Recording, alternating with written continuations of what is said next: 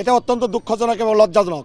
একেবারে পুলিশের প্রশাসনের সামনে, আইন শৃঙ্খলা রক্ষাকারী বাহিনীর সামনে সেনাবাহিনীর গাড়ি দাঁড়িয়েছিল, যখন একে আঘাত করে একজন ভাই চিল্লাই বলতেছে কে আছেন আমাদের হেল্প করেন সেনাবাহিনীর ভাইরা, তারা কিন্তু সেইখানে যায় নাই।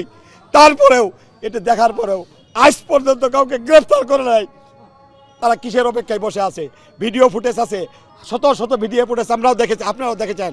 তারা 2-1 আসামিকে এখন পর্যন্ত গ্রেফতার করে নাই। এতে কি যারা দুর্বৃত্ত তাদেরকে কি উৎসাহিত করা হচ্ছে না?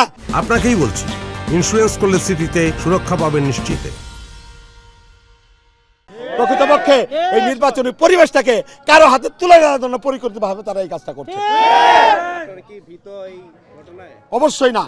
আমরা জুলাই যোদ্ধা, আমরা জুলাইয়ের বিপ্লব দেখেছি, সুতরাং আমরা এই রক্তকে ভয় পাই না। এই রক্ত চক্ষু উপেক্ষা করে ইনশাআল্লাহ আমরা 12 তারিখে এই সন্ত্রাস, চাঁদাবাজ, দুর্নীতিবাজ এদেরকে এই দেশ থেকে উৎখাত করে সার্ব ব্যালটের মাধ্যমে। ধন্যবাদ। আসসালামু আলাইকুম।